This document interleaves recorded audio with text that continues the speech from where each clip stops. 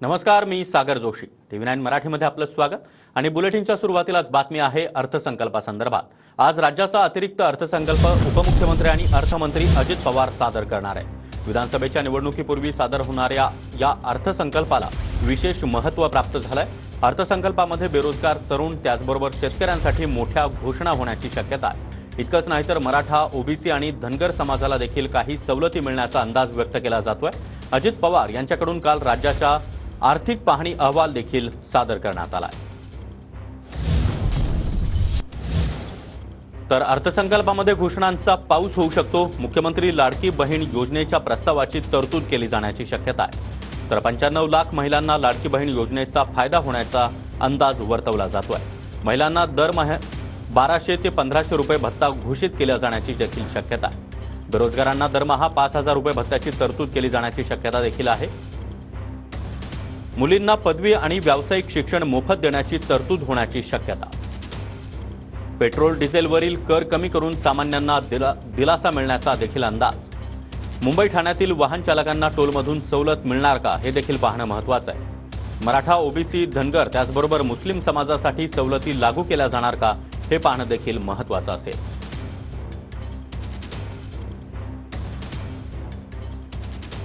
तर राज्याचा अतिरिक्त अर्थसंकल्प आज सादर केला जाणार आहे. अजित पवार हा अर्थसंकल्प आज सादर करतील.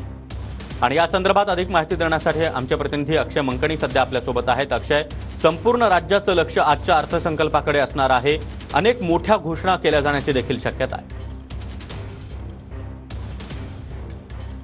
नक्कीच सागर, आगामी विधानसभा निवडणुका डोळ्यासमोर लक्षात ठेवून हा संपूर्ण अतिरिक्त अर्थसंकल्प जो आहे तो राज्याचे उपमुख्यमंत्री आणि अर्थमंत्री अजित पवार यांच्याकडनं आज विधिमंडळामध्ये हा अतिरिक्त अर्थसंकल्प सादर केला जाईल. या संपूर्ण अतिरिक्त अर्थसंकल्पामध्ये अनेक योजनांची खैरात केली जाण्याची शक्यता आहे. ज्याप्रमाणे माहिती सांगितली की टोलमध्ये किंवा इंधनामध्ये दरात कपात होऊ शकते. त्याचसोबत मुख्यमंत्री लाडकी बहीण योजना जी आहे ती मध्य प्रदेशच्या धर्तीवरती ही काढण्यात येणार आहे. त्यामुळे जवळपास 95 लाख राज्यातील महिलांना थेट याचा फायदा घेता येणार आहे. आणि त्याचसोबतच अनेक या अर्थसंकल्पामध्ये भरीव तरतूद निधी जी आहे ती आमदारांच्या मतदारसंघांमध्ये, मंत्र्यांच्या मतदारसंघांमध्ये केली जाणार आहे. त्यामुळे निवडणुका डोळ्यासमोर लक्षात ठेवता हा संपूर्ण अर्थसंकल्प असणार आहे. यात काही वावगं ठरणार नाही. परंतु परदेशी गुंतवणुकीमध्ये महाराष्ट्र राज्य जो पहिल्या क्रमांकावरती होता